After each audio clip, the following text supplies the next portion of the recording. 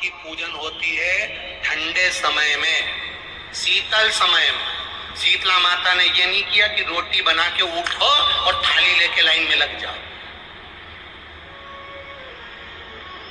तुम देखना शीतला माता की पूजन करने लोग जाते हैं ना शीतला सप्तमी शीतला अष्टमी पे, बस 11 बजे तक तो रोटी बनाती रहेगी, सामान बनाती रहेगी। 1-1.5 घंटा में ठंडा हुआ, 12:30 बजे उठ के सीधे लाइन में लग जाएगी, जल्दी से पूजन करके सो जाऊंगी, काम खत्म।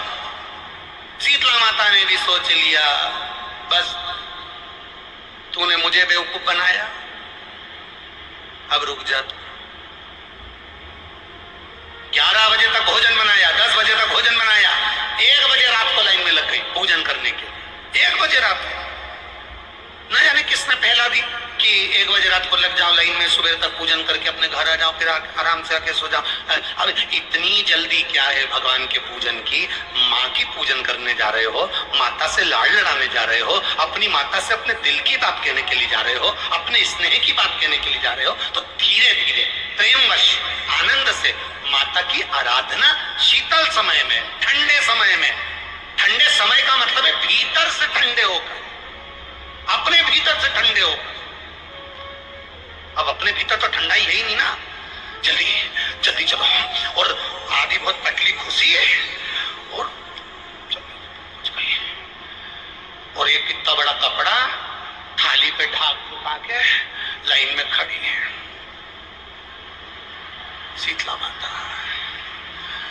शीतला माता या हाथ में लोटा या हाथ में थाली, और इतनी देर में पड़ोसन निकल के बाजू में से जा रही थी और लोटा थोड़ा सा ढुल गया।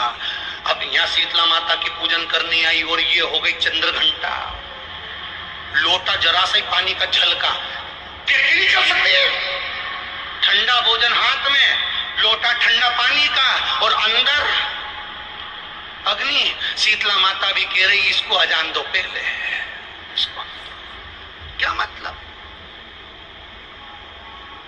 भीतर से शीतल हुई, भीतर से ठंडे हुई है चित्त वृत्ति मन। जब भीतर से शीतल होगा, ठंडा होगा, तो मेरी शीतला माता, तुमने पूजन करा ना करा, मेरी शीतला माता प्रसन्न हो जाएगी। बस भीतर से शीतल ठंडे हो, भीतर से दया। मां पार्वती जी बैठी शिलाखंड पर, बच्चे के रोने की आवाज आ रही है वापिस। पार्वती मैया बेलपत्री के पत्ती की माला बना रही हैं, मंदार के फूल लगा रही हैं, शमी के पत्ते लगा रही हैं। कल आपको कथा में कहा था किन किन चीज में सुई का प्रयोग नहीं होता। ये सुई इसीलिए हमारे सनातन धर्म में बेटी की विदाई में चलनी, झाड़ू, सुई और अचार। हमारे यहाँ बेटी की विदाई में पापड़ देते हैं, बड़ी देते हैं, जो चीज खराब ना हो। हमारे यहाँ बेटी की विदाई में पापड़ बनाकर देते हैं, बड़ी भी बनाते हैं, मूंग की आदि आदि चीज। और कुछ चीजें हमारे यहाँ बेटी की विदाई में नहीं जाती महाराज। एक सुई, दूसरी जम के बोलो जरा, झाड़ू, तीसरी चलनी और चौथी अचार की भरनी। ये चीजें नहीं।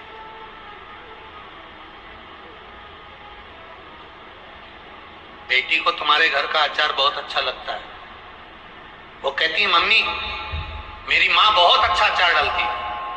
तो बेटी से कह देना बेटा एक काम कर, तू केरी मंगवा के रख ले, तू गोंदिया मंगवा के रख ले, नींबू मंगवा के रख ले, मैं आऊंगी आधा घंटा के लिए तेरे यहाँ अचार डाल के वापिस आ जाऊंगी। मैं दुनिया का सारा सामान बेटी को दे सकती हूँ, पर बेटी की जिंदगी में खटास उत्पन्न हो, बेटी के जीवन में कहीं सड़न उत्पन्न हो, इसलिए मैं अचार नहीं दे सकती, सुई नहीं दे सकती, झाड़ू नहीं दे सकती और चलनी नहीं दे सकती।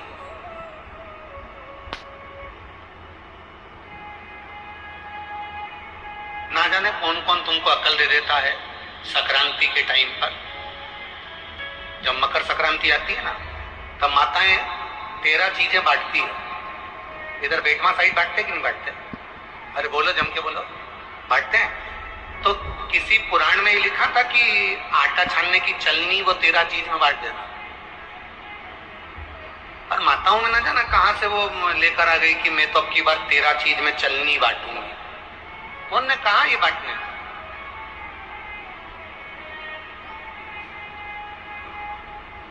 जो भगवान की सेवा में कार्य आए, जो भगवान के भजन में कार्यरत रहे, की सेवा में, राम की सेवा में, मेरे कृष्ण की सेवा में, मेरे शिव की सेवा में, जो तल्लीनता से सेवा में कार्य आए, वो चीज बांटो तो चल जाइए। चलनी कौन ने बांटने की कही थी कि चलनी बांट? ना ना महाराज,